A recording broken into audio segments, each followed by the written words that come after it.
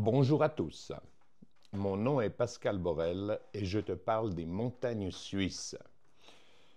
Aujourd'hui, contrairement à mes habitudes, je vais te lire un texte. C'est le livre que j'ai écrit qui s'intitule 2024. Le but pour moi, c'est de te parler des différents secteurs d'activité humaine aussi essentiels à ta vie que sont la santé, l'éducation, le cadre légal, le cadre constitutionnel, les démocraties et leur historique.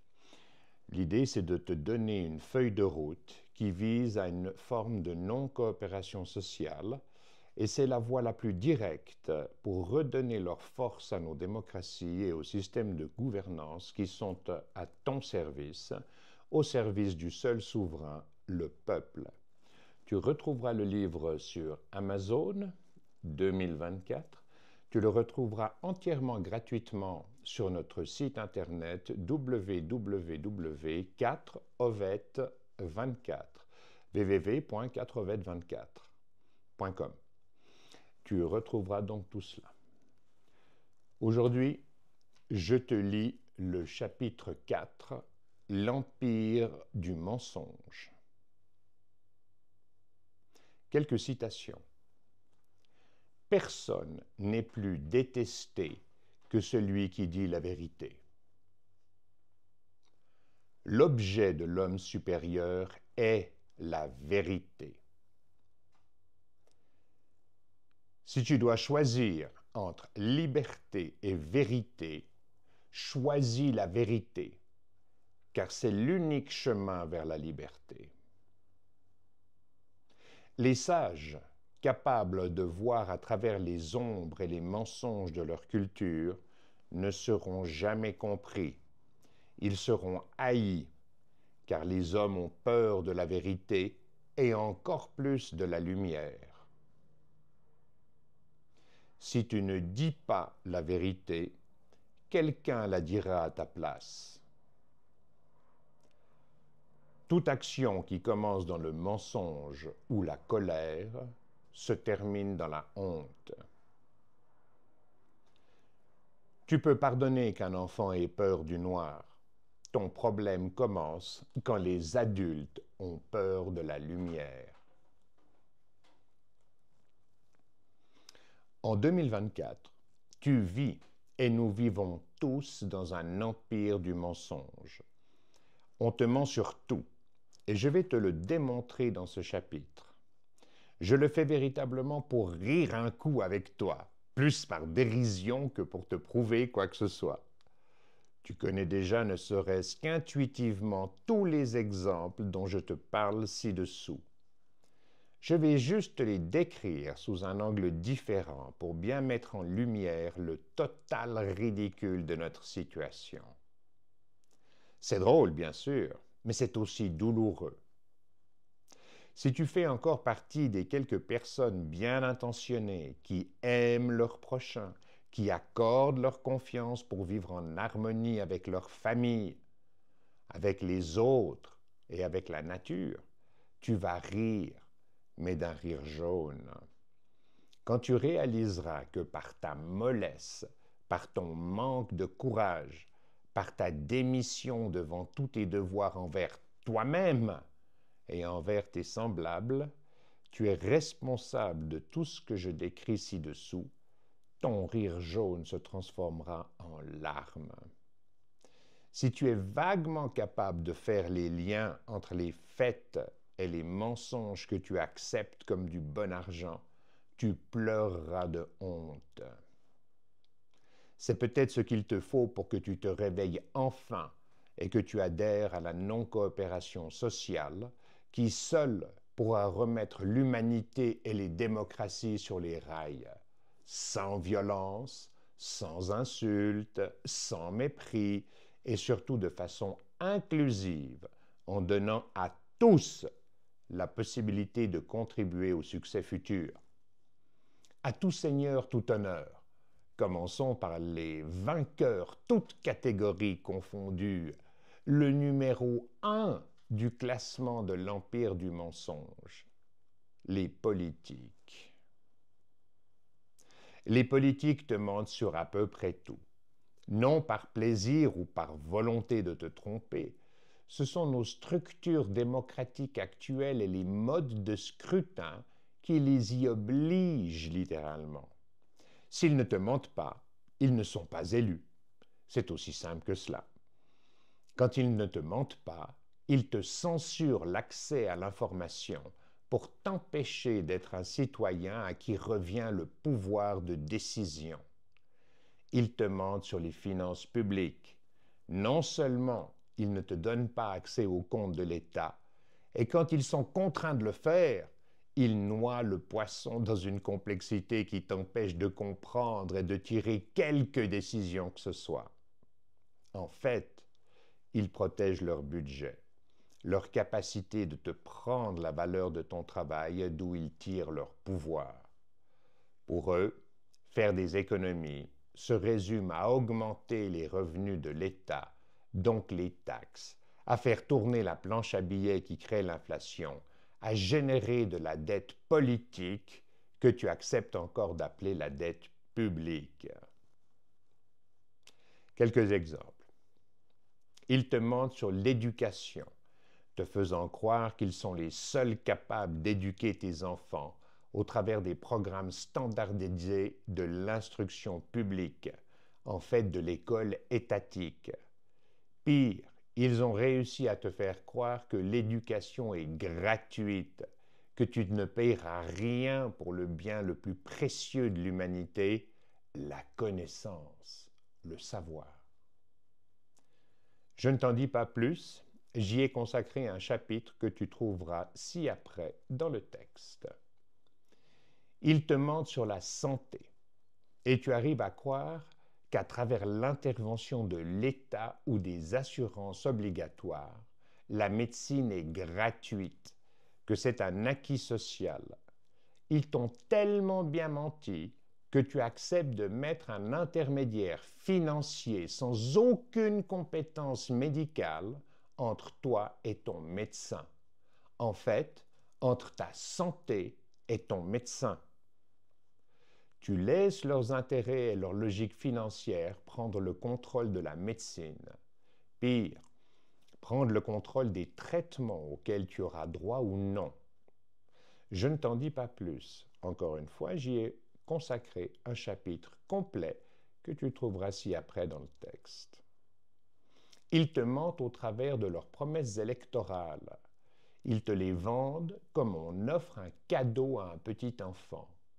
C'est d'autant plus malhonnête, car ils savent que c'est toi qui payeras pour leur cadeau par tes impôts, par les taxes de toutes sortes, la dette et l'inflation. Tu payeras tout simplement beaucoup plus cher les services rendus, car bien entendu, l'État y prendra sa dîme et y ajoutera le coût de sa bureaucratie.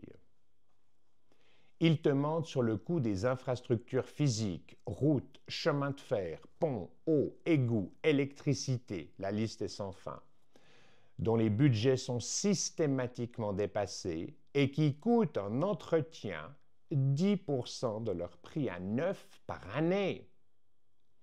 Ils te mentent sur l'inflation, qui est purement et uniquement issue d'une volonté politique, en complicité avec les banques centrales, qui acceptent d'augmenter la masse monétaire pour financer leurs déficits. Les technologies qui empêchent radicalement l'inflation, blockchain, sont là, mais on ne va quand même pas les utiliser. Cela priverait l'État d'une source de revenus en l'empêchant de te voler la valeur de tes économies sans même avoir à t'envoyer une facture d'impôt. Ils te mentent sur l'immigration, qu'ils organisent activement au travers de traités internationaux avec l'appui des médias d'opinion qui nous mettent les larmes aux yeux à la vue de la détresse humaine engendrée. Ils soutiennent cette manne d'esclaves bon marché pour faire tourner nos économies et satisfaire les requêtes de leurs conseillers, patrons des grandes entreprises à qui profite ce crime. Ils te mentent sur la guerre. qu'il t'impose pour te maintenir sous contrôle et faire fonctionner le complexe militaro-industriel, pilier essentiel de l'économie occidentale. Les transactions financières étant placées sous secret défense, il est plus facile pour tous les acteurs impliqués d'en tirer leur commission au passage. Du fait de cette omerta financière, tu ne vois rien et tu es forcé de l'accepter. Si tu demandes de la transparence, ils te feront croire que tu mets en danger la nation. Tu seras poursuivi comme un traître. De plus, la meilleure façon de contrôler quelqu'un est de lui faire peur. Nous avons tous peur de la guerre, car ce sont les citoyens, nos fils, qui iront mourir sur le champ de bataille, pas nos dirigeants. Les hommes préfèrent la paix la plus juste à la guerre, préfèrent la paix la plus injuste à la guerre la plus juste, car en temps de guerre, la loi se tait. C'est la façon ultime pour les politiques de t'imposer leur contrôle, alors hors de toute loi, puisque la survie de la nation est soi-disant en jeu. Tu ne peux que l'accepter, alors même que les conflits ont été créés de toutes pièces par ceux qui en profitent pour renforcer leur pouvoir sur les citoyens. C'est à vomir. La seule bonne nouvelle, c'est l'étape ultime dont disposent les systèmes de gouvernance pour se maintenir en place avant leur chute, avant de mourir. Dans ce cas, la mort est le plus beau cadeau de la vie, car elle laisse la place à la renaissance de règles nouvelles qui tireront les leçons des erreurs du système précédent pour mieux nous unir. Nos systèmes de gouvernance doivent renaître et pour cela, ils doivent mourir. Ce sera dur, mais mieux vaut une fin dans l'horreur qu'une horreur sans fin, à l'image de cette lente agonie que nous prolongeons depuis plusieurs décennies maintenant. Ils te mentent sur tout. Dette politique, encore appelée dette publique, sécurité sociale, croissance de l'économie, chômage, pandémie, c'est sans fin. Tout ce qui sort de leur bouche n'est qu'interprétation mensongère pour te manipuler, pour te voler la valeur de ton travail, pour te maintenir sous contrôle, même au prix de tes libertés les plus fondamentales. Pire, ils sont capables de te rendre responsable de l'échec total de nos démocraties actuelles, alors qu'ils en ont la charge, qu'ils en sont les gardiens, qu'ils en sont les administrateurs, qu'ils sont seuls responsables. L'empire du mensonge est à l'œuvre. Le deuxième prix de l'empire du mensonge, le corps enseignant. Le corps enseignant te ment sur la nécessité pour tes enfants de suivre le cursus étatique, de réussir tous les examens intermédiaires, qui seuls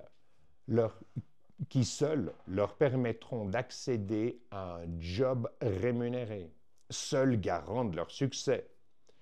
Ils te mentent sur la nécessité de suivre et réussir dans un programme uniformisé et standardisé pour faire de tes enfants les bons employés, les bonnes machines à fric nécessaires aux grandes industries de nos économies. Ils font de tes enfants les moutons qui suivent le troupeau dont l'État a besoin pour te garder sous contrôle et maintenir son pouvoir. Je ne te donne pas d'exemple et je ne t'en dis pas plus pour l'instant. J'y ai consacré un chapitre que tu trouveras ci-après dans le texte. Troisième, l'industrie médicale. La logique financière est partout, jusqu'au cœur de ta santé.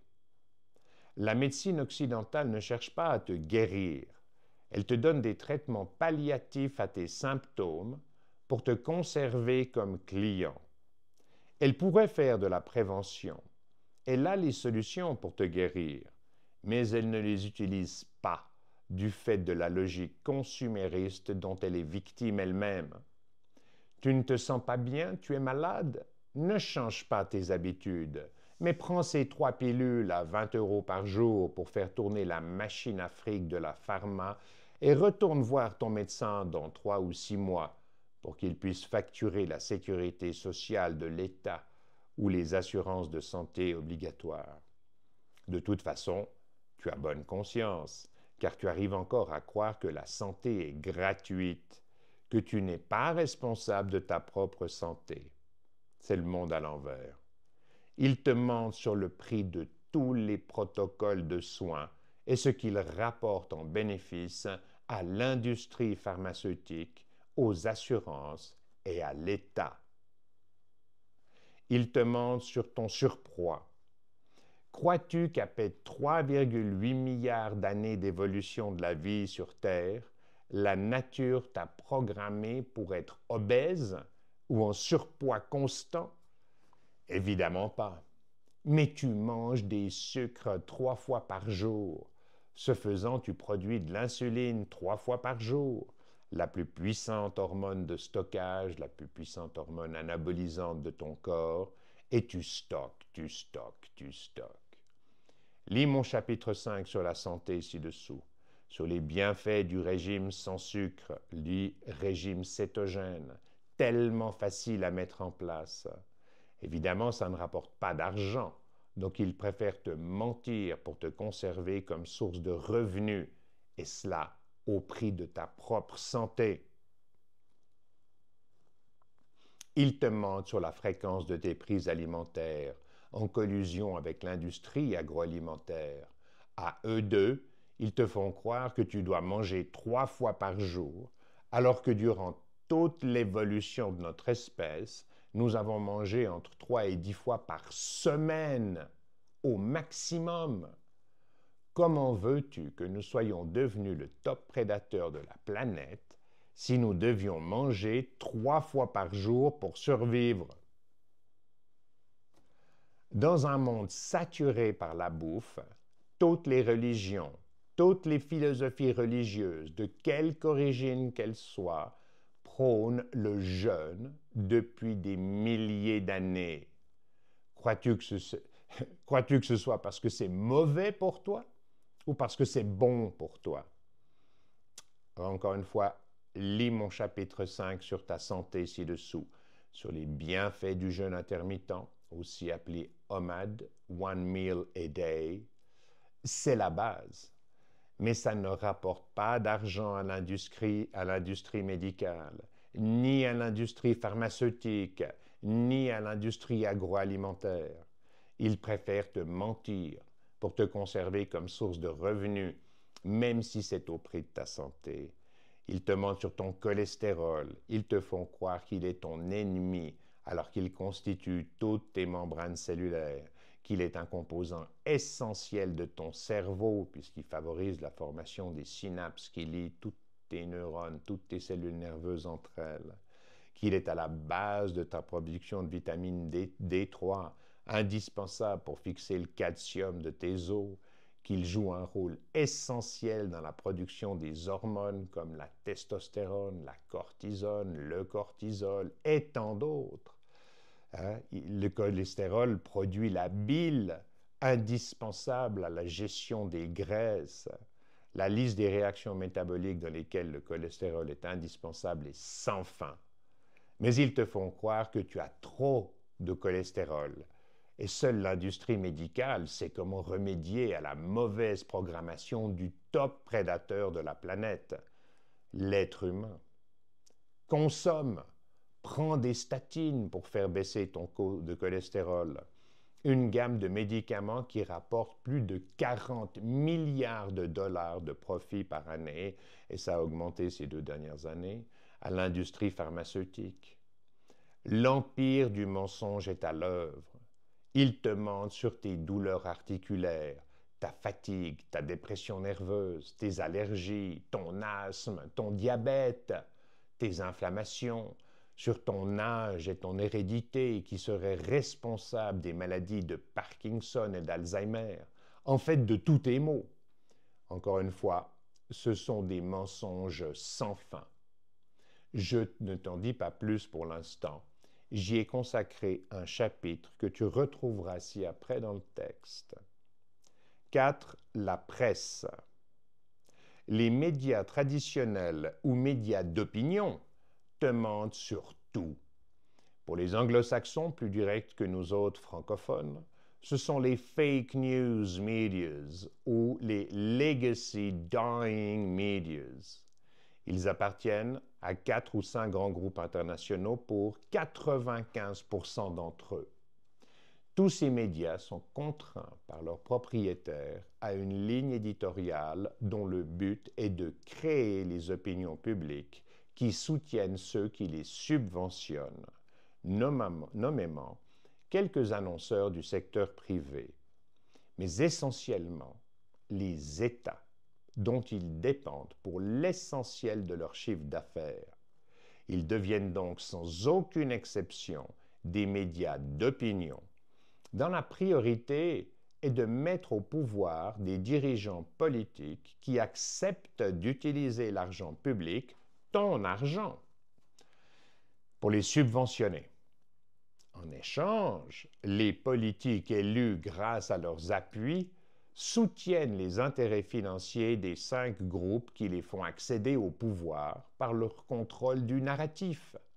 Non contents de les subventionner avec ton argent, les politiques offrent à ces 5 groupes tous les abattements fiscaux et autres avantages financiers dans tous les secteurs d'activité dans lesquels ils sont actifs. En échange, ces 5 groupes utilisent le contrôle qu'ils ont de la ligne éditoriale pour créer l'opinion publique, quel que soit le sujet, politique, guerre, environnement, santé, pandémie, tout ce qui rapporte sans discrimination, même au prix des pires mensonges. La boucle est bouclée. En fait, réécoute ce passage, relis la phrase. C'est simple. Sors de ta paresse intellectuelle et fais les liens, car même si c'est douloureux, c'est tout à fait à ta portée. Je résume. Those who tell the stories rule society. En français, ceux qui racontent les histoires règnent sur nos sociétés. Et comme s'en vantaient les présidents français François Mitterrand et Jacques Chirac, plus c'est gros, plus ça passe. Il n'y a aucun conspirationnisme, aucun complotisme. On se porte assistance mutuelle. Et c'est normal, car on partage les mêmes intérêts financiers. Après tout, nous sommes une espèce collaborative. Donc les médias d'opinion n'ont pas le droit de te parler d'autre chose que ce que leur maître et leurs règles restrictives autorisent. En démocratie, les médias étrangers, entre guillemets, sont déjà largement censurés. Tu n'as pas le droit d'entendre ce que dit la presse russe ou arabe. En dictatocratie occidentale, c'est pénal. En fait, c'est du racisme, c'est de la xénophobie, c'est totalement antidémocratique, c'est totalement anticonstitutionnel.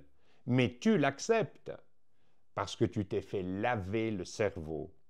Tu ne t'en rends même pas compte, tellement tu t'es fait enfariner la gueule par plusieurs générations d'assassins, de criminels qui ont petit à petit mis les constitutions et le cadre légal à leur service plutôt qu'au tien.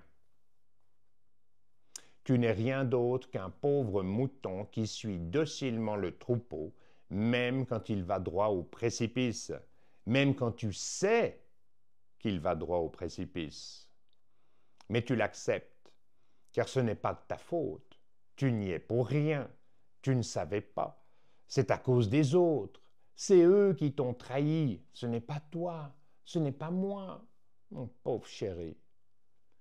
Après ces quelques exemples sur les politiciens, le corps enseignant, la santé et la presse, je te propose de développer et comprendre les mécanismes à l'œuvre dans quelques domaines qui nous touchent tous directement de la même façon. Exemples environnementaux.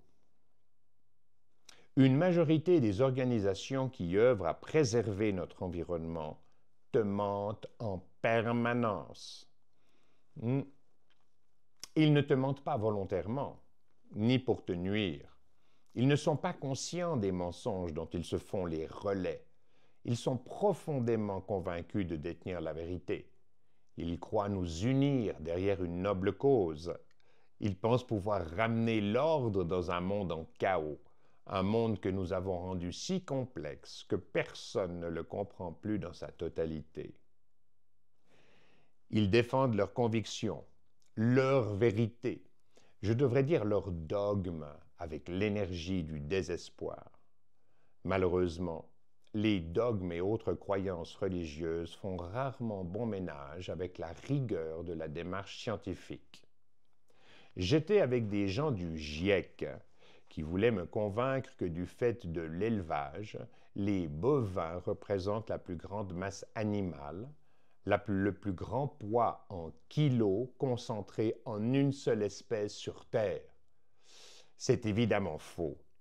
Ce sont les lombrics, les vers de terre, qui, à eux seuls, représentent plus de 60% de la masse de toutes les espèces animales confondues sur Terre.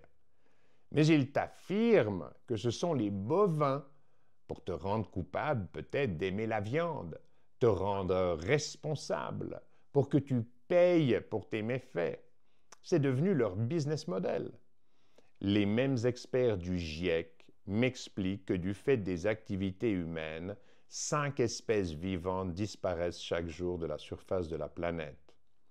N'importe quel biologiste honnête pourra te confirmer que la biodiversité est à son maximum aujourd'hui, bien que 99% des espèces ayant vécu sur la Terre en 3,8 milliards d'années soient éteintes.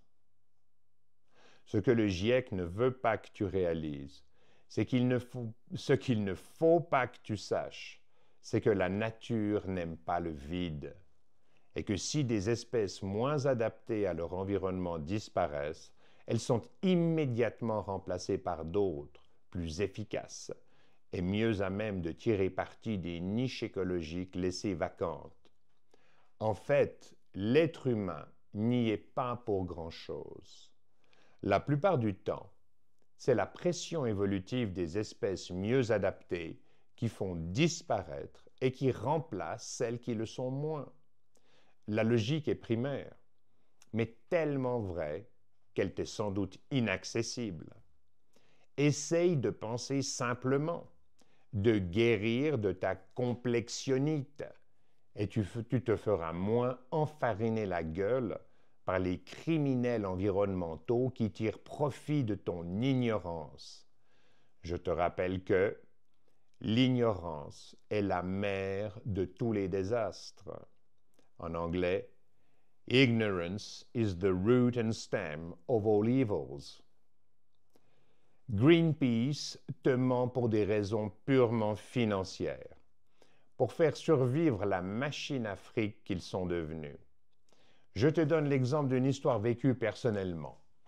À l'époque où je cherchais des capitaux pour financer mon entreprise Ethics SA, Ethical Integrity Corporate Standard SA, j'ai passé une soirée avec les top exécutives de Greenpeace qui venaient prendre du bon temps entre Noël et Nouvel An à Verbier, une des plus belles stations de ski de Suisse et aussi une des plus chères. Ils m'ont très gentiment reçu accompagné de mon épouse Brigitte dans un luxueux chalet certainement loué à prix d'or, vraisemblablement au-delà des 100 000 € par semaine. Ayant été Managing Director, donc directeur général de Standard & Poor's S&P en Suisse et en France, puis directeur de Fidelity Investments International à Genève pour toute la banque privée pendant des années, ils m'ont reçu en tant que professionnel de la finance. Dès le début de nos échanges, je me suis rendu compte que je parlais avec de purs financiers qui comprenaient tout de la logique économique de ma société Ethics SA et de son potentiel de retour sur investissement. Après quelques verres d'excellent champagne, les échanges sont devenus plus faciles. Les exécutifs de Greenpeace se sont lâchés et m'ont clairement fait comprendre ce qu'ils attendaient de moi. Leur potentielle prise de participation dans ma société n'avait aucun lien avec l'environnement ou avec l'éthique. Ils voulaient de la visibilité publique et médiatique. Leur business model est basé sur les donations des individus qui croient que Greenpeace va sauver la planète et préserver le futur des générations à venir. Leur seul souci est donc d'obtenir une visibilité maximum pour chacune de leurs actions, pour ratisser le plus large possible, pour drainer le maximum de capitaux venant des donateurs, prix des vacances à Verbier oblige. En d'autres termes, ils ne s'engagent dans une action que s'ils sont absolument sûrs que la visibilité médiatique leur permettra de faire entrer des capitaux par des donations dans les semaines qui suivent, pas dans les mois ou les années qui suivent leurs actions, dans les semaines qui suivent. En ce sens, Greenpeace est pire que la fondation de Bill Gates, qui a un horizon de retour sur investissement de 12 mois. Quand j'ai proposé aux gestionnaires professionnels employés par la fondation de Bill et Melinda Gates d'investir dans Ethics SA, ils m'ont confirmé qu'ils n'investissent jamais dans un produit, dans une société ou même dans une action humanitaire s'ils ne sont pas certains qu'après 12 mois, ils auront leur retour sur investissement. En clair, ils veulent récupérer la totalité de leur investissement initial plus un pourcentage de profit dans l'année, dans les 12 mois. Pour résumer, Greenpeace a un horizon de retour sur investissement de quelques semaines, alors que celui de la Fondation Gates est de 12 mois. En ce sens, la Fondation Gates est plus éthique, entre guillemets, que Greenpeace. Et tu penses certainement que ce sont des institutions sans but lucratif, dignes d'être défiscalisées par nos gouvernements. Bravo, t'as tout compris. Je viens de te parler du vrai visage de Greenpeace et de l'interprétation financière qu'elle a de son rôle de protection de l'environnement. Dans le même esprit, je suis à Genève, invité à déjeuner par mon ami Patrice, qui souhaite me présenter à un de ses clients avec qui je devrais m'entendre, car c'est un amoureux de la nature et de notre environnement au sens large. Le monsieur est, comme moi, un passionné de plongée sous-marine.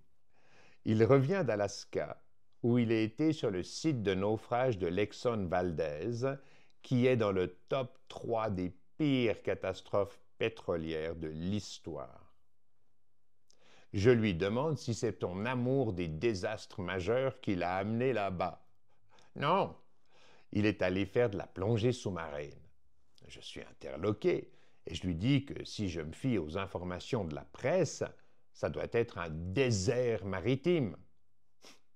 Il rigole un coup et il me dit qu'au contraire, c'est une explosion de vie comme il n'en a jamais vu ailleurs, qu'il a plongé avec des centaines de dauphins tous les jours, des poissons de grande taille par milliers, des crustacés par centaines de milliers. Je passe pour un total abruti. Il me rappelle que se laisser influencer par la presse traditionnelle est dangereux. Lui faire confiance est mortel. Il a raison. La marée noire de l'Exxon Valdez a commencé par tuer toute trace de vie pour plusieurs années. Mais une fois le pic de pollution passé, elle a fourni les nutriments nécessaires à alimenter le phytoplancton, premier maillon de la chaîne alimentaire. Et d'après toi, que se passe-t-il quand le premier maillon de la chaîne alimentaire trouve les conditions idéales pour se reproduire quasi à l'infini. C'est une explosion de vie, des plus petits organismes aux plus grands prédateurs. Mais la presse ne t'en parlera jamais, car tu pourrais en venir à croire que la nature est plus puissante que ce qu'on veut te faire croire, qu'elle régule d'elle-même les pires catastrophes causées par l'homme ou par la nature, et qu'elle a même la capacité d'en tirer parti à son avantage. Les organisations gouvernementales, avec la complicité de la presse et des gouvernements, les organisations environnementales, avec la complicité de la presse et des gouvernements, veulent que tu te sentes coupable de la destruction de notre environnement. C'est indispensable à te tenir sous contrôle. Ils useront de tous les moyens pour t'introduire en erreur, pour t'empêcher de raisonner sainement. Et s'il y a des revenus à la clé, ils feront intervenir les experts, spécialistes, bardés de diplômes et de titres pour te tromper. Tu dois être coupable. Tu dois avoir honte pour déclencher les mécanismes psychologiques dits d'auto-extériorisation dans lesquels tu accepteras de payer pour te libérer de la violence des sentiments de culpabilité que tu ressens. Tu vas en avoir la preuve ci-dessous. Exemple, climat et énergie. Ça va te faire mal, mais il est mon devoir de t'exposer le mensonge ultime, celui avec un M et un U majuscules, médaille d'or, toutes catégories confondues. C'est le mensonge le plus sournois jamais mis en place par nos États démocratiques. C'est une escroquerie à grande échelle qui touche presque tous les habitants de la planète. C'est le mensonge qui rapporte le plus. C'est le mensonge qui a été érigé en business model et qui fait vivre des centaines de milliers de personnes à travers le monde. C'est le mensonge qui, sans que tu en aies la moindre conscience, va jusqu'à menacer la diversité des espèces et la vie telle que nous la connaissons sur notre planète. J'en viens au fait. Les postulats. Les humains sont responsables du réchauffement climatique, car pour nous chauffer et pour nous déplacer, nous rejetons du gaz carbonique, du CO2, dans l'atmosphère, principal gaz à effet de serre. Ce sera la cause de la destruction de notre environnement et de la fin de nos civilisations. C'est donc pour te protéger que l'État est obligé de te prendre 400 à 800% de taxes sur l'énergie. Tout est dit? Peut-être pas tout. Reprenons cela point par point, toi et moi.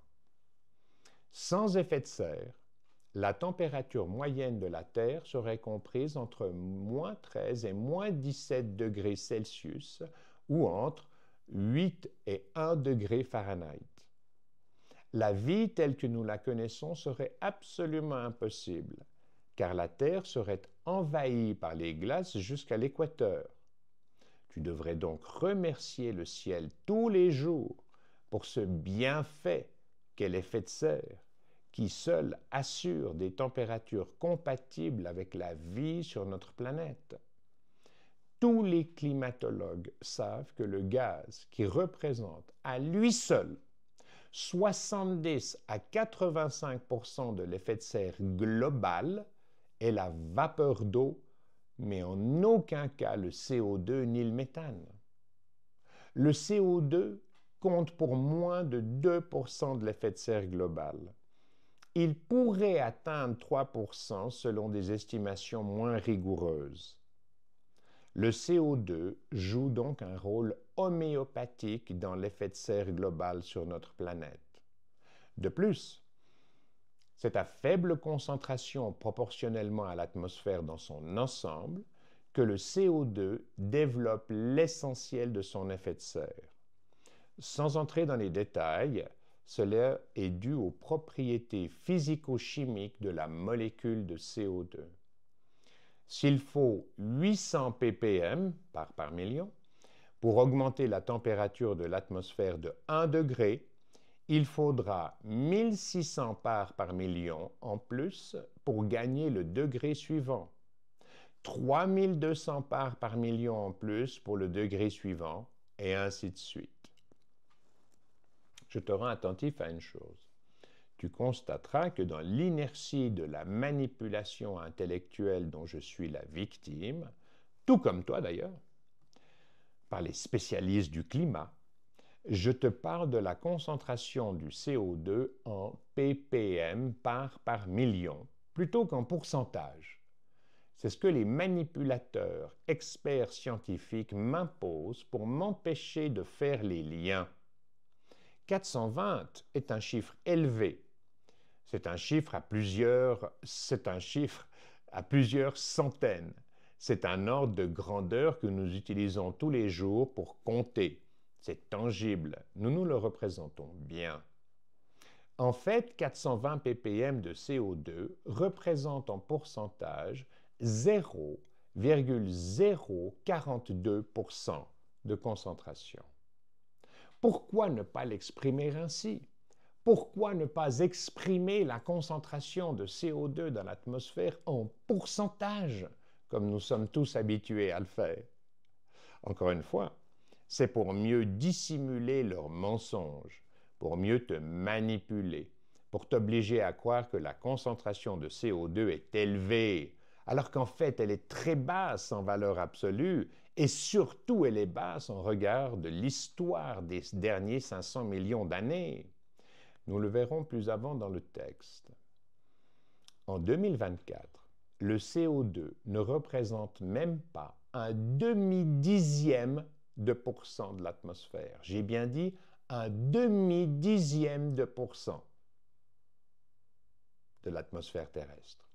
Mais 420 ppm est une unité de mesure que personne n'utilise au quotidien. Cela donne du corps à leurs mensonges. Mais il y a plus important que cela. Tous les organismes vivants, fongiques, plantes et animaux, utilisent le carbone en position centrale de chacune des molécules qui les composent. C'est ce qu'on appelle la chimie organique ou la chimie du vivant. Tous les atomes de carbone qui sont au centre de l'architecture de toutes les molécules qui te composent viennent du CO2 atmosphérique. Ce sont les plantes qui captent le gaz carbonique et c'est la photosynthèse qui divise la molécule de CO2 pour garder le carbone nécessaire à leur structure biologique et à leur métabolisme avant de rejeter l'oxygène comme déchet. Le gaz carbonique est la seule source de carbone des plantes et plus généralement de tous les êtres vivants sur notre Terre. Tu peux dire qu'il n'y a aucun atome de carbone au centre de toutes les molécules qui constituent les cellules de ton corps qui n'ait pas un jour été du CO2 avant d'être transformé par la photosynthèse. Quand tu manges une salade, un légume, un fruit ou des noix, le carbone que tu absorbes vient du CO2 atmosphérique. C'est grâce au CO2 que ces nutriments sont dans ton assiette.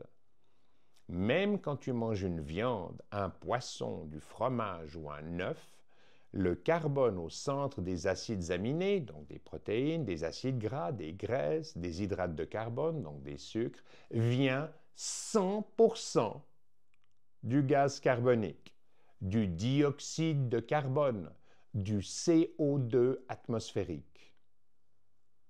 En conclusion, au même titre que le phytoplancton est le premier maillon de la chaîne alimentaire dans les océans, le gaz carbonique atmosphérique, le CO2, est le premier maillon moléculaire de la chaîne de la vie sur notre planète. C'est un fait, c'est indéniable, c'est comme cela de façon absolument incontestable. Tous les étudiants en biologie te le confirmeront dès leur première année d'université. Tu commences peut-être à comprendre que le CO2 atmosphérique est un bienfait. Sans lui, la vie sur Terre telle que nous la connaissons n'existerait pas. Il n'est en aucun cas un polluant.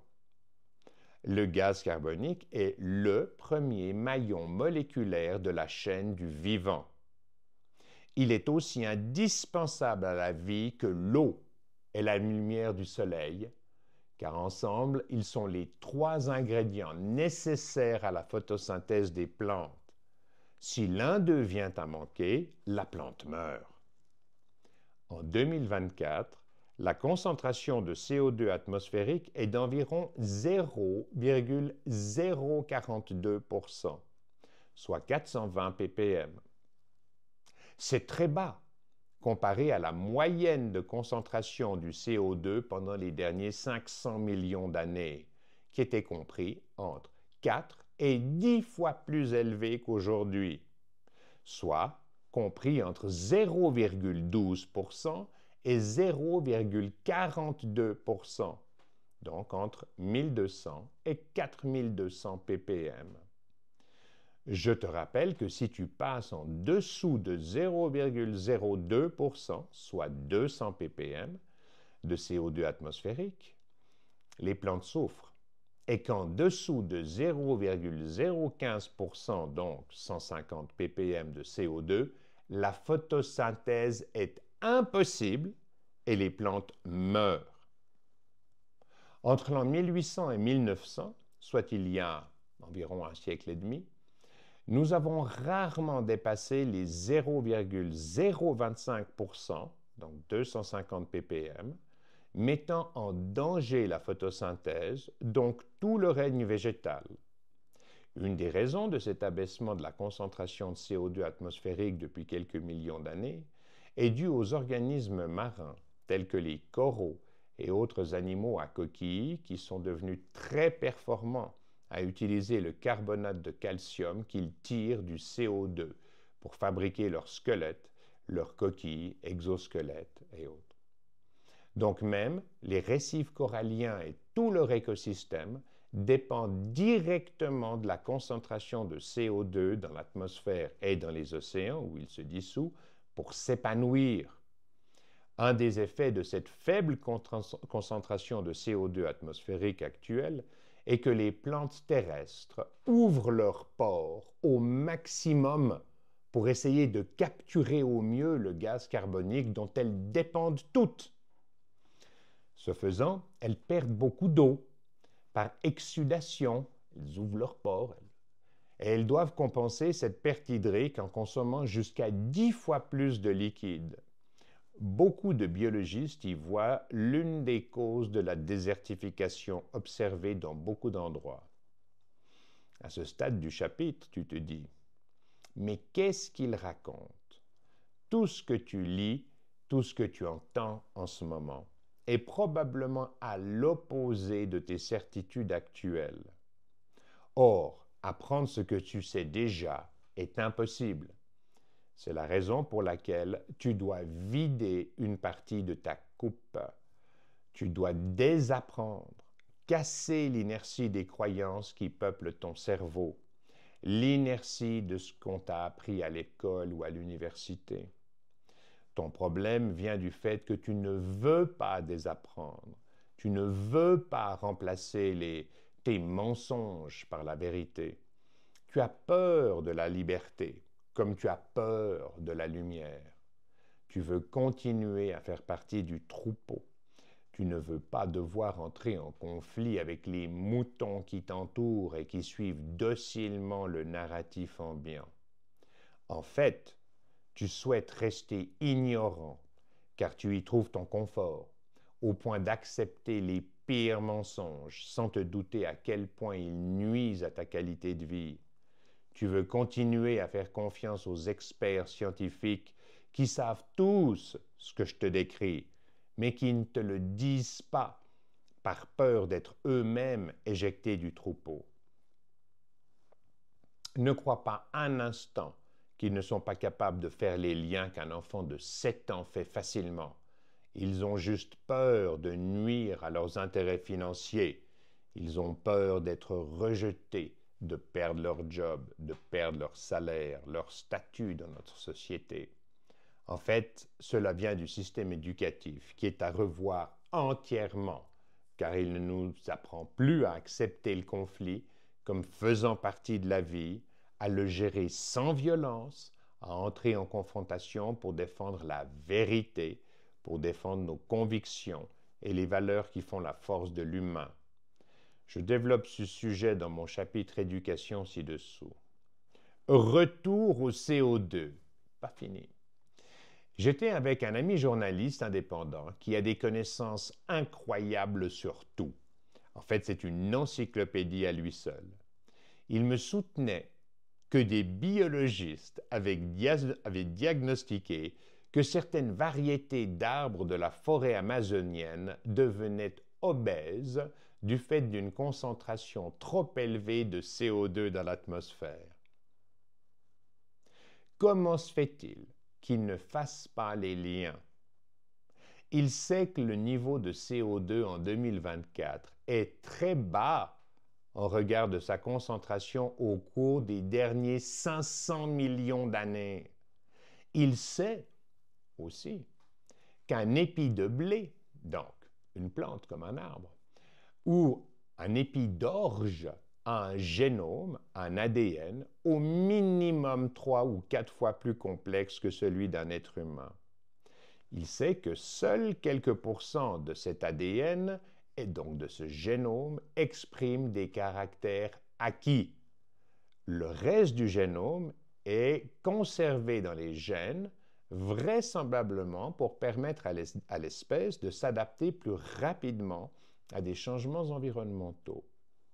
Il sait que pour l'écrasante majorité des végétaux, la complexité de leur génome leur donne une capacité adaptative supérieure à la nôtre. Il sait que pour 99,99% des plantes ne peuvent que bénéficier d'une augmentation du CO2, base indispensable de la photosynthèse. Mais malgré ces connaissances, il se laisse manipuler par les défenseurs du business model écologique qui, pour faire de l'argent en te culpabilisant, essaye de nous faire croire que le CO2 est le poison qui rend les arbres obèses. Alors même que quand le taux de CO2 était à 0,25%, donc 2500 ppm, soit 6 fois plus qu'aujourd'hui, la Terre avait des forêts luxuriantes et la faune qui va avec jusqu'en Arctique et en Antarctique. Quand j'ai essayé de raisonner mon ami journaliste en rappelant tout simplement les fondamentaux ci-dessus, il est devenu agressif et ne m'a pas laissé terminer mon explication.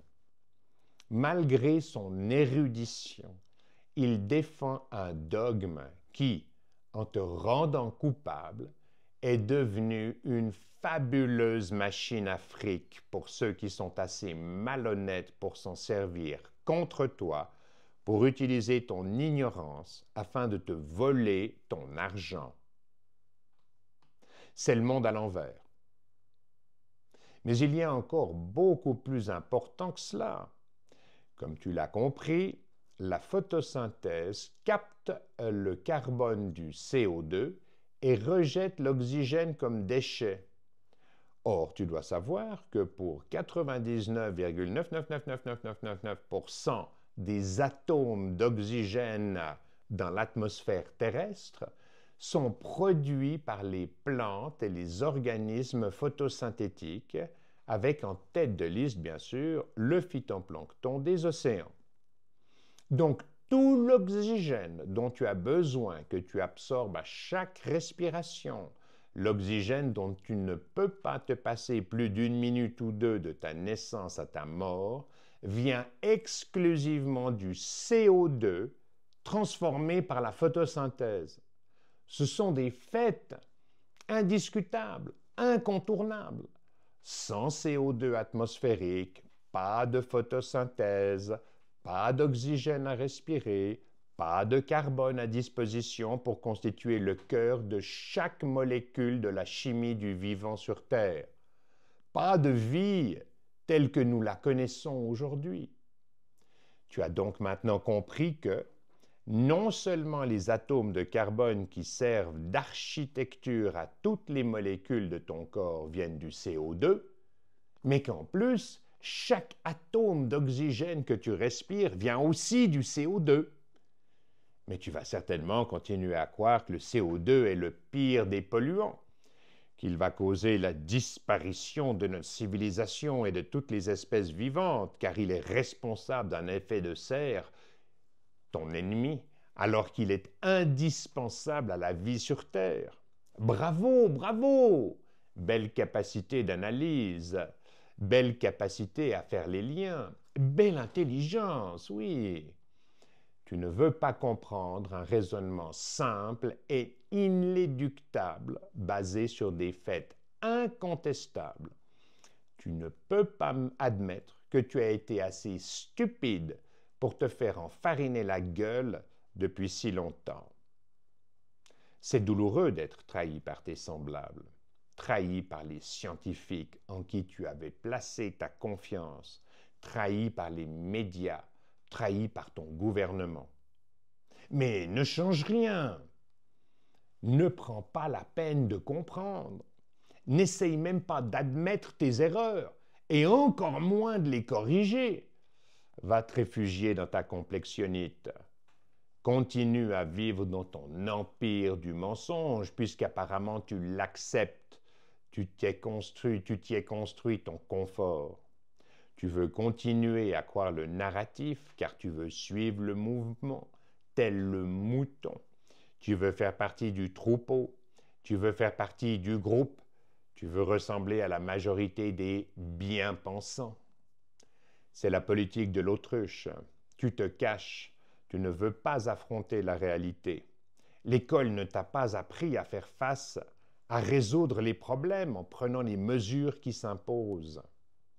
Tu préfères rester inexistant et laisser peser tes erreurs de tout leur poids sur tes enfants qui devront, de toute façon un jour, nettoyer ta merde. Si tu en as encore le courage, les questions que tu dois te poser sont: pourquoi m'ont-ils menti à ce point? Qu'est-ce qui justifie une pareille trahison? D'où viennent les financements pour organiser un mensonge à une échelle planétaire? Quels intérêts tout-puissants se cachent derrière une telle escroquerie? À qui profite le crime? Et comme tout bon investigateur, ton attitude devrait être « follow the money ». En français, « suis l'argent » et tu trouveras le coupable. Si tu en as le courage, recherche qui sont les individus qui profitent financièrement de ces mensonges et tu trouveras les responsables. Je te propose de le faire avec toi immédiatement. Alors que d'un point de vue biologique, le CO2 est ton allié indispensable, alors qu'il est le premier maillon de la chaîne moléculaire de la vie de tous les êtres vivants sur Terre, il t'est présenté comme ton ennemi.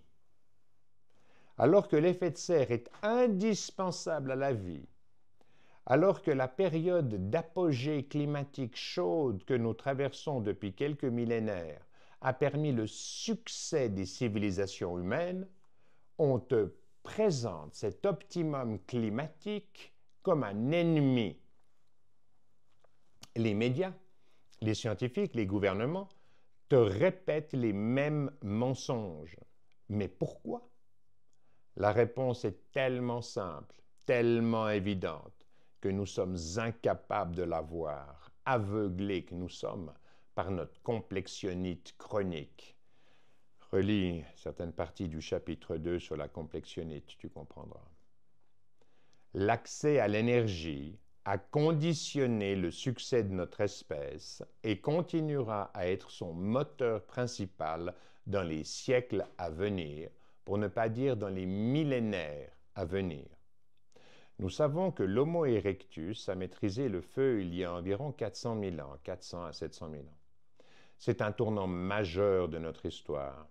Nous avons pu cuire notre nourriture et augmenter sa valeur énergétique en réduisant la consommation d'énergie nécessaire à la digestion. Nous nous sommes chauffés, nous nous sommes protégés des prédateurs. Il faut attendre 1763 pour que James Watt construise la première machine à vapeur, offrant pour la première fois aux humains une source d'énergie mécanique. À partir de là, tout s'enchaîne très vite. En 1806, le brevet du moteur à explosion à combustion interne. En 1886, la première automobile fonctionnant au pétrole. En 1887, il devient clair que le courant alternatif proposé par Nikola Tesla représente l'avenir du transport de l'énergie électrique. En 1942, le premier réacteur nucléaire est construit à Chicago, en Illinois, aux États-Unis. L'accès à l'énergie est le moteur de nos civilisations industrielles. C'est la source de notre mode de vie actuel, la source de notre confort. De toutes les matières premières, commodities, donc matières premières qu'on appelle commodities en anglais, échangées sur la planète, l'énergie sous forme de pétrole, de gaz et de charbon représente à elle seule 90% du volume des transactions totales. Nous avons une chance incroyable, car l'essentiel de cette énergie est sous forme gazeuse ou liquide. Elle est donc facile à extraire, à raffiner, et surtout, elle est facile à transporter, car, pour simplifier, avec une pompe et un tuyau, l'affaire est réglée. Si nous devions transporter la même quantité d'énergie sous forme solide comme le charbon, cela nécessiterait des pelles mécaniques, des grues, des containers, des infrastructures ferroviaires beaucoup plus coûteuses qu'elles sont qu'à l'heure actuelle. Du fait de son indispensabilité à nos économies et à ton confort, tu es prêt à accepter des prix de l'énergie élevés, même si son coût de base est relativement faible.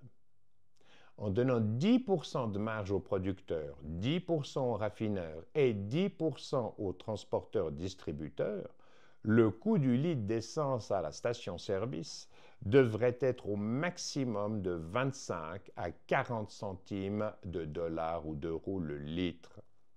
En fait, d'après les professionnels du secteur, dans un marché libre, le prix du litre devrait plutôt être entre 20 et 30 centimes. Or, tu payes les carburants entre 1,5 et 2,5 euros par litre. Les États te prennent une marge sur le produit à la pompe au minimum de 300% et pouvant aller jusqu'à 800%. Connais-tu un consommateur au monde qui accepte de donner 300 à 800% de marge bénéficiaire aux créateurs, fournisseurs de quelque bien de consommation que ce soit? Évidemment pas. Cela peut arriver dans des circonstances extrêmes, quand un monopole empêche la concurrence, mais cela ne dure jamais. Dans le cas du pétrole, c'est encore pire. Tu donnes 300 à 800% de marge à un intermédiaire, l'État, qui ne joue aucun rôle, ni dans l'extraction, ni le raffinage, ni le transport, ni la distribution. Il ne fait que prendre sa marge. Seules les dictatocraties occidentales, encore appelées États démocratiques, en fait, les monarchies constitutionnelles ou les dictatures constitutionnelles sont capables de maîtriser tous les intervenants du marché mondial de l'énergie pour nous imposer de la payer entre 3 et 10 fois sa valeur réelle. Les États utilisent toutes les stratégies à leur disposition pour te cacher cette manne financière dont ils s'abreuvent en continu. Ils ont des accords cachés avec les pays producteurs pour que ceux-ci abaissent leur quota de production afin de maintenir le prix du baril élevé. Sois certain que les États importateurs de pétrole et de gaz ont des accords de rétrocession payés aux producteurs pour compenser le manque à gagner quand ceux-ci n'utilisent pas pleinement leur outil de production. L'État n'ayant aucune source de revenus autre que ton travail, c'est toi qui payes les individus et leurs magouilles pour maintenir un niveau de production au plus bas et le prix du baril de pétrole au plus haut. Les États-Unis vont même jusqu'à empêcher les approvisionnements énergétiques de pays soi-disant alliés, comme l'Allemagne ou l'Europe, en détruisant les pipelines pour protéger leurs intérêts économiques et stratégiques tout en augmentant leurs propres revenus. Crois-tu qu'un État hésitera à faire ce qu'il faut pour préserver sa plus importante source de revenus indirects, les taxes sur l'énergie? Les taxes sur l'énergie sont comparables à la gabelle, l'impôt sur le sel d'autrefois. Sans sel, les mammifères ne peuvent pas survivre. C'est une question de vie ou de mort. Lis le chapitre 5 sur la santé. Sans énergie, notre économie, nos emplois et tout le confort de la vie moderne disparaissent. Dans les deux cas, l'impôt est pris sur un élément vital de ton existence. Tu ne peux pas t'y soustraire. Que ce soit par la gabelle ou les taxes sur l'énergie, l'art ultime pour l'État est de savoir ce qu'il peut te prendre, jusqu'où il peut aller trop loin, avant de provoquer une révolution. Tu en as eu un exemple avec les Gilets jaunes en France. Pour ne pas trahir les intérêts financiers de ceux qui l'ont mis au pouvoir, le président français, M. Emmanuel Macron, a souhaité augmenter les revenus de l'État. Comme tous les présidents fraîchement élus, il doit quand même démontrer aux partenaires financiers qui ont payé pour son accession au pouvoir qu'il est un bon investissement. Il veut se donner les moyens de rétrocéder ses alliés, de renvoyer l'ascenseur, comme on dit. Quoi de plus efficace que d'augmenter les taxes sur l'énergie? Non seulement l'État augmente ses revenus, mais il répartit la charge sur tous les citoyens. C'est donc une saine diversification.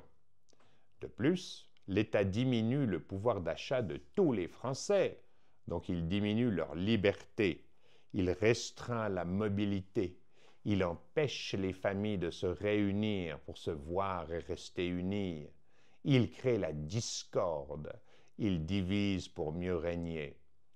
D'une pierre deux coups, l'État s'enrichit en te volant la valeur de ton travail, et il divise jusqu'au sein même des familles pour empêcher toute coalition de gens sains d'esprit qui pourraient se révolter. Mais bien sûr, il le fait pour ton bien et par ta faute, car c'est à cause de toi qui émet du CO2, qui pollue et détruit ton environnement, qu'il est obligé de t'imposer son contrôle, qu'il t'impose sa dictature étatique. C'est dans ton intérêt. Heureusement, les Français sont un peuple intelligent. Ils en ont déjà vu de toutes les couleurs et surtout, ils ont une tradition révolutionnaire. Quand les Français estiment que ça va trop loin, que la situation est inacceptable, ils font la révolution et remettent de l'ordre dans la maison. Ils ne négocient pas comme le font les anglo-saxons, ils font la révolution. C'est beau, c'est grand, c'est courageux, c'est le moteur des changements. C'est la seule façon de remettre les systèmes de gouvernance au service du peuple, car les politiques n'accepteront de diminuer leur pouvoir que contraint et forcé. C'est ce qui fait de la France un moteur des changements politiques et culturels à une échelle mondiale, quelquefois pour le meilleur à l'exemple de l'expansion des démocraties dans toute l'Europe occidentale post-révolution française, des fois pour le pire, à l'exemple de la communauté européenne d'aujourd'hui. Comme le disait un ami rédacteur en chef d'une des plus grandes parutions dans des plus grands journaux britanniques, Where France goes, Europe follows. En français, là où va la France, l'Europe suit. J'y reviendrai plus avant dans le texte. Donc, le président Emmanuel Macron augmente les taxes sur l'énergie. Pour faire passer la pilule en douceur, il compte sur toutes les associations environnementales et sur la presse d'opinion qui relaie les mensonges alarmistes de fin du monde. C'est la partie rationnelle. Pour toucher ton émotionnel, il va jusqu'à utiliser une enfant, une actrice adolescente comme Greta Thunberg pour te culpabiliser de ce que tu vas léguer aux jeunes générations. Les politiques relaient le narratif et soutiennent financièrement tous les médias qui contribuent à te culpabiliser pour la catastrophe écologique à venir. Mais les Français sont moins dociles ou moins cons que ne le pense leur gouvernement. Et malgré la propagande de leur presse subventionnée, ils ne se laissent pas manipuler. Ils disent non. Ils vont remettre de l'ordre dans la maison France. Les gilets jaunes entrent en scène et tradition oblige, ils font la révolution. L'État veut donner une image forte. Il ne plie pas. Il arme les forces de police de matériel de grade militaire pour réprimer l'insurrection. Il y a des morts et des blessés par milliers. La violence légale de l'État domine jusqu'au moment où les politiques se rendent compte qu'ils risquent de perdre plus que ce qu'ils essayent de gagner, qu'ils risquent de toucher le mur s'ils ne négocient pas. Quand la volonté du peuple est inébranlable, l'État capitule toujours, car il dépend du peuple. Il est le parasite qui vit aux dépens du peuple. Il est l'expression de la volonté du peuple, alors que l'État dépend de toi, qu'il est payé par toi, qu'il est à ton service. Il ne capitulera que contraint et forcé, car, en fait, il défend sa paroisse, pas la tienne. Mais sois certain d'une chose, quand il est trahi, le peuple abat avec facilité les plus solides forteresses et l'État capitule toujours devant la volonté du peuple car il n'a pas d'autre choix. C'est ce que je vais te proposer plus avant dans le texte, sans violence, sans insulte, sans mépris, sans destruction de capital, en prenant soin de toi et de ta communauté. C'est la non-coopération sociale. Nous y reviendrons. Les Gilets jaunes ont imposé à l'État français la limite à ne pas franchir et les dirigeants ont capitulé. Mais ce n'est qu'une demi-victoire, car les politiques se sont contentés d'ajuster le niveau de taxe, donc le prix de l'énergie, au maximum de ce que tu es prêt à payer. Cette limite d'acceptation du prix élevé de l'énergie dépend de la nécessité que tu en as, mais pas seulement. Elle tient pour une large part dans la culpabilité que tu ressens quand tu pollues ton environnement, quand tu produis du CO2, soi-disant responsable du réchauffement climatique, qui à son tour détruit le futur de tes enfants et mettra fin à la vie sur Terre.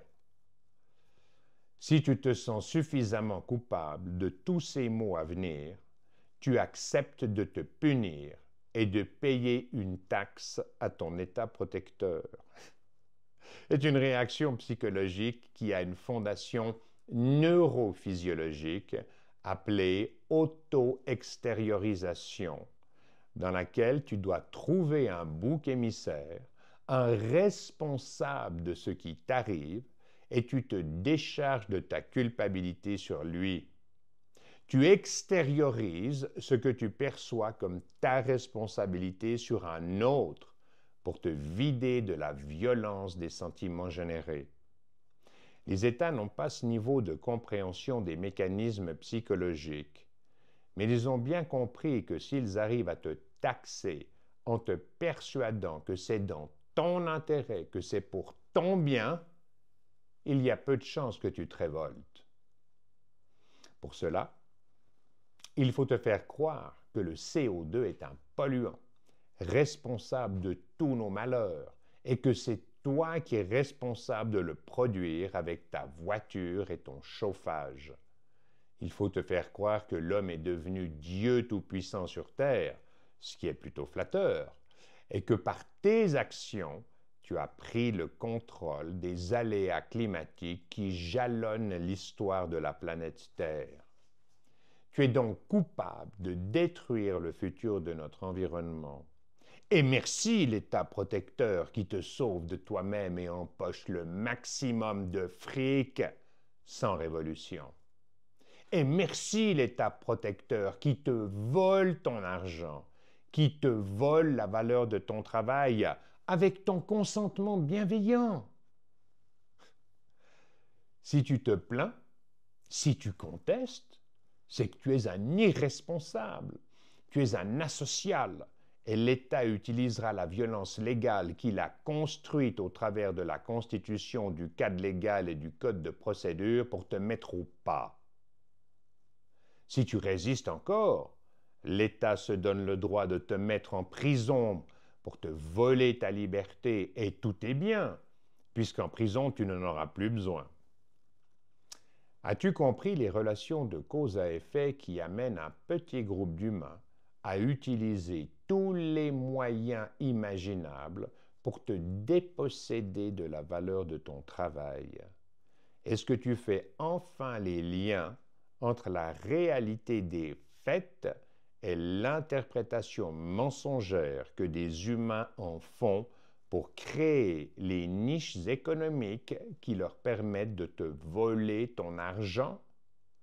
Encore une fois, comme le disent de célèbres politiciens, plus c'est gros, plus ça passe.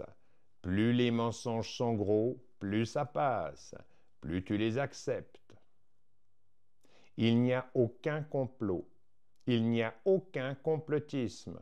Seules s'appliquent les règles fondamentales de l'évolution de la vie. Un enfant de 7 ans le comprend aisément. Mais pas toi, car tu as la complexionnite chronique. Tu veux faire un raisonnement complexe qui fasse intervenir tous les facteurs, même ceux que tu ne peux pas vérifier. Les personnes qui croient au complot ont perdu le plus élémentaire bon sens. Ils ont perdu la capacité de faire les raisonnements les plus simples, ceux qui dirigent nos actions, ceux qui sont à l'origine de nos motivations.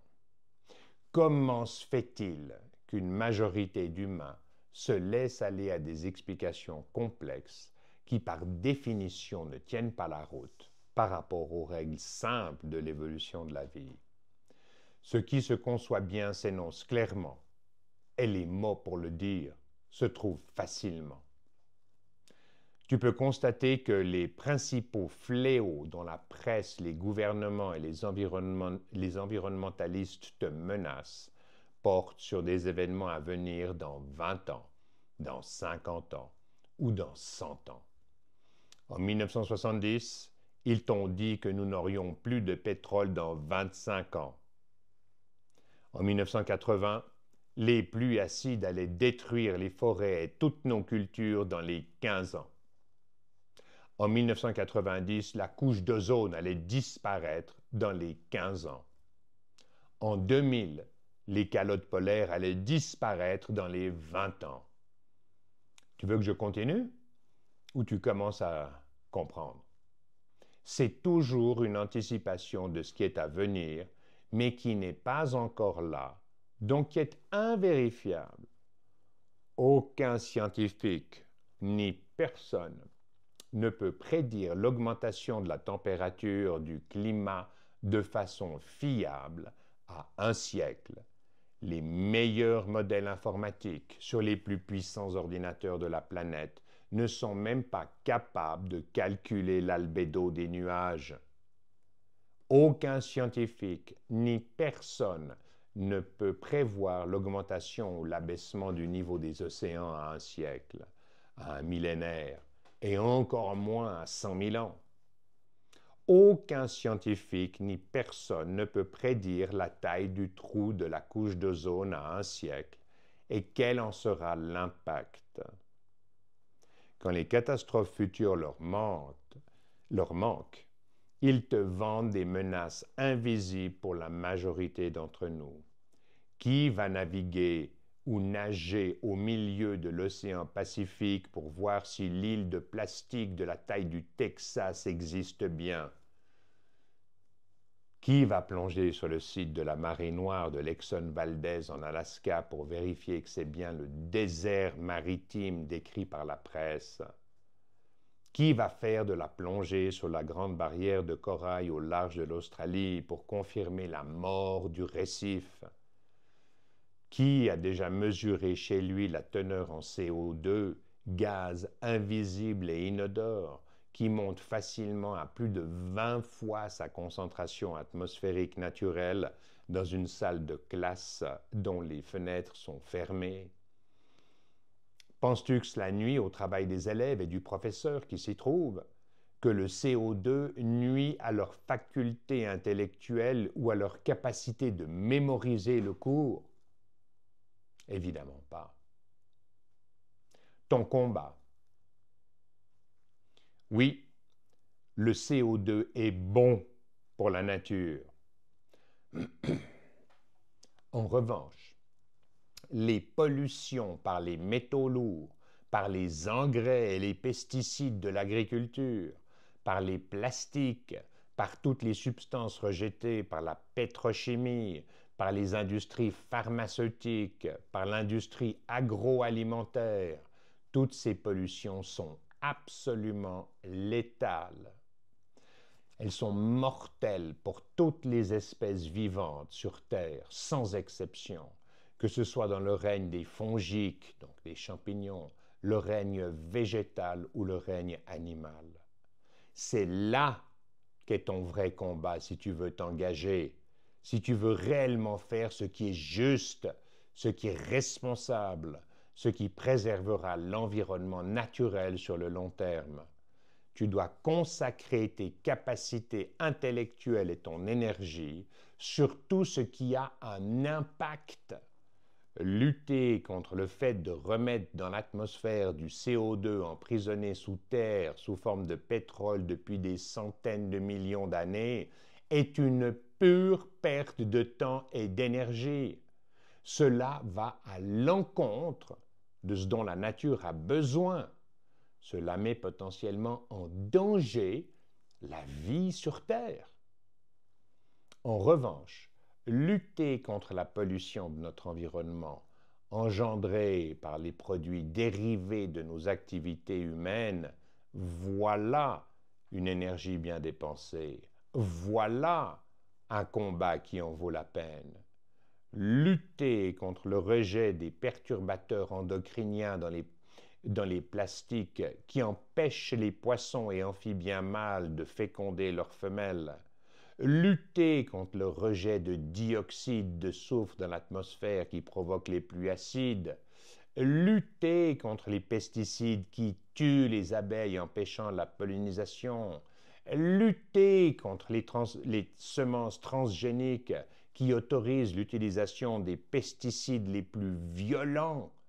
Voilà des combats qui en valent la peine, des combats qu'il est de ton devoir de mener.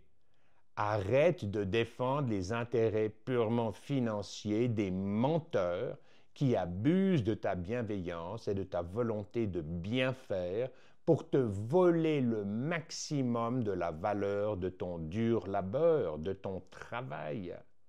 Arrête de te tromper d'objectif et prends tes responsabilités maintenant pour éviter de faire porter à tes enfants le poids de tes erreurs, le poids des dettes que tu laisses sur leurs épaules et qu'ils devront de toute façon payer un jour. Merci papa, merci maman. La somme des connaissances que nous avons à notre disposition pour comprendre notre monde est très faible. Quand le télescope James Webb nous donne des images merveilleuses de l'univers, pour 85% de ce que nous observons, nous n'avons aucune explication. Nous inventons des concepts comme la matière noire pour expliquer les 85% de la masse de l'univers que nous pouvons détecter par son effet gravitationnel sans être capables d'en définir l'origine. Nous inventons l'énergie sombre pour expliquer l'expansion de l'univers ou encore la théorie des cordes, très satisfaisante d'un point de vue mathématique, mais sans aucun fondement expérimental. Ces théories sont de purs exercices intellectuels où on propose un modèle que l'on essaye de démontrer. Nous sommes incapables d'expliquer les bases de la mécanique quantique ou ce qui lie le temps, la vitesse et la gravitation.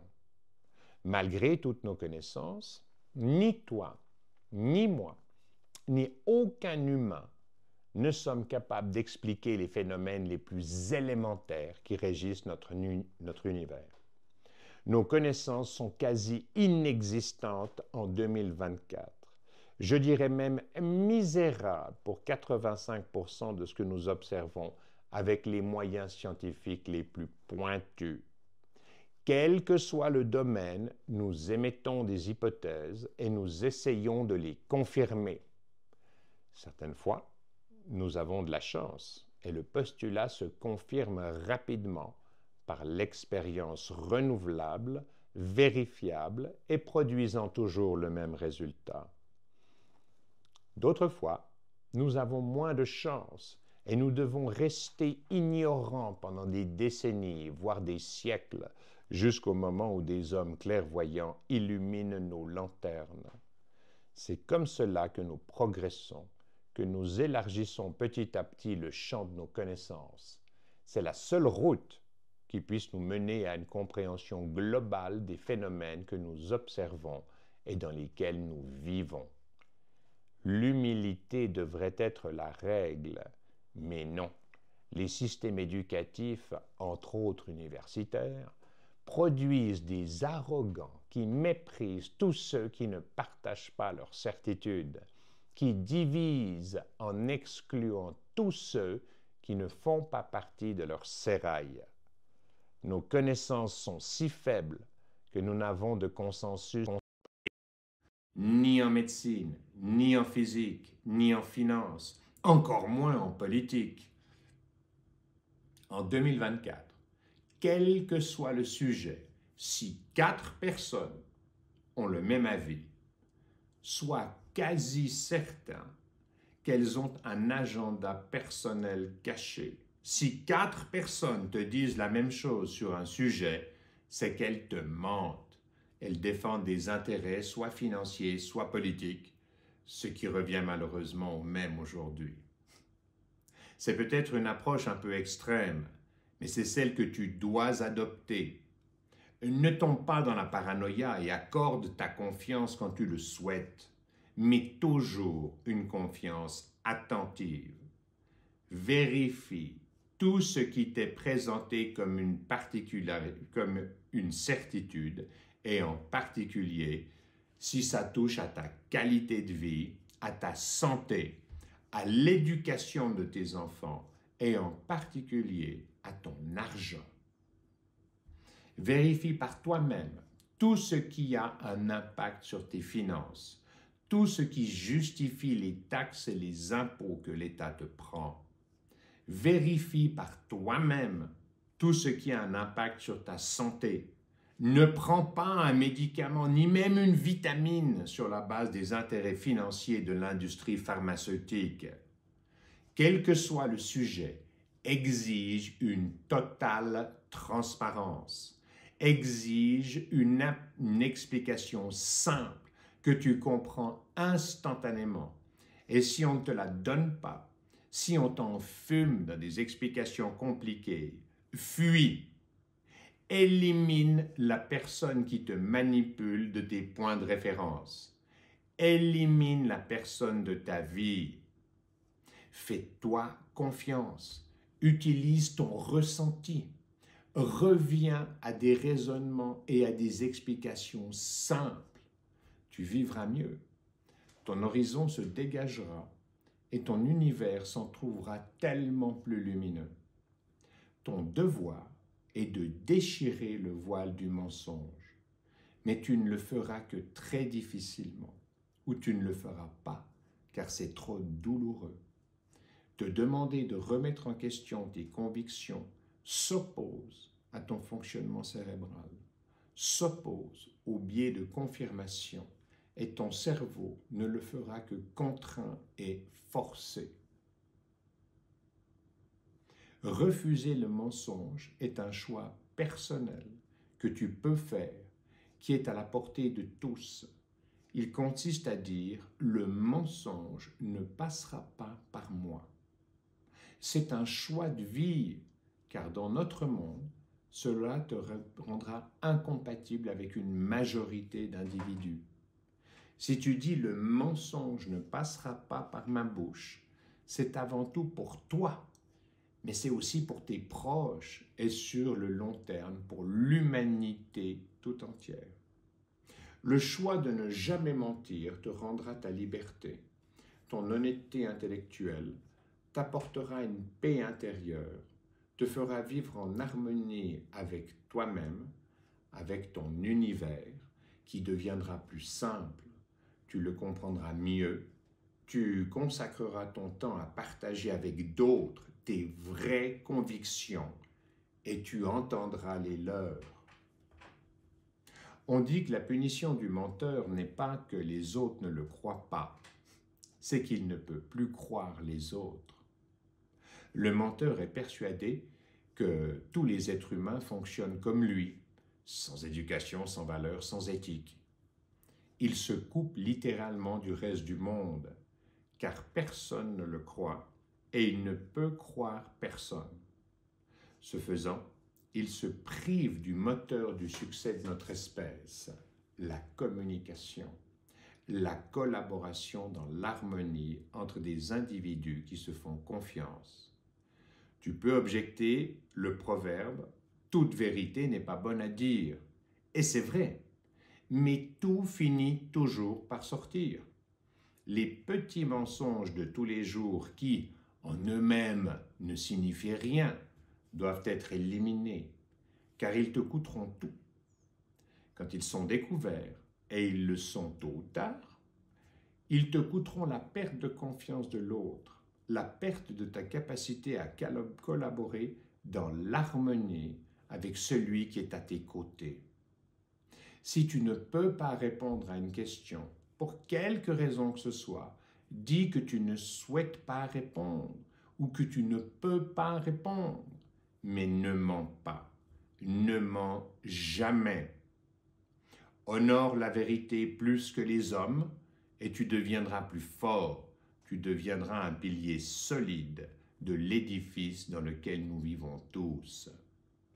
De toute façon, d'ici quelques décennies, les ordinateurs quantiques seront la norme et ils feront la lumière sur tous les mensonges d'aujourd'hui. En ultra simplifié, ce sont des ordinateurs qui utilisent la superposition quantique dans tous les états des particules qui sont simultanés. Pour faire ultra simplifié, ce sont des computers dans lesquels le temps n'existe pas. Ils sont donc capables de déchiffrer les clés de cryptage les plus sophistiquées en quelques secondes. En d'autres termes, dès que cette technologie sera disponible, un hacker de 12 ans aura un accès libre à tout ce qui se trouve sur quelque plateforme informatique que ce soit, même si celle-ci est ultra protégée dans nos standards actuels. Il serait donc sage de nous préparer à cette transparence totale, que la technologie des computers quantiques va nous imposer. Car toute action qui commence dans le mensonge se termine dans la honte. Les nouvelles technologies informatiques remettront la vérité au centre de l'équation. Le mensonge sera très difficile à orchestrer. C'est le principe de tiers regard tel que je te le propose dans le chapitre 9, le cadre légal, et c'est sans doute le meilleur moyen d'anticiper sur le changement de paradigme que va nous imposer la technologie des ordinateurs quantiques, l'accès libre à la vérité. Pour ma part, je ne réponds pas à toutes les questions. Je fais des erreurs car je suis humain. Ce que je dis est vrai aujourd'hui et sera faux dans 4 mois, dans 4 ans, dans 40 ans ou dans 400 ans. Mais j'ai décidé, il y a bien des années, que le mensonge ne passera jamais par moi. Le mensonge ne passera jamais par ma bouche. La vérité est mon choix de vie, et si un jour je te mens, c'est que tu m'as perdu. En fait, ça voudra dire que je suis mort. Résumé. Tu vis dans un empire du mensonge et tu l'acceptes car tu ne t'en rends pas compte. Tu n'es ni stupide ni ignorant, mais tu fais confiance car tu es une bonne personne qui veut vivre en harmonie avec ta communauté dans ton environnement humain. Tu ne peux pas imaginer être trahi par un si grand nombre. Tu traites de complotistes ceux qui essayent de te forcer à regarder la réalité des faits, car c'est trop douloureux à accepter. C'est ton choix, et il est respectable. Mais il est peut-être temps de te réapproprier ta vie, de faire confiance à ton bon sens, à ton ressenti, de te faire confiance à toi-même. Si tu dépenses ton énergie à livrer les mauvais combats, tu n'en auras plus pour les bons. Exige des autres une explication simple, accessible et la transparence qui va avec. En retour, prends l'engagement personnel de dire « Le mensonge ne passera pas par moi ». C'est un choix de vie. Tu retrouveras ta liberté. C'est à la portée de tous, c'est notre futur et c'est ce que tu seras fier de léguer à tes enfants. Merci pour ton aimable attention. Paix à toi, paix à tous les citoyens de la planète. Peace out.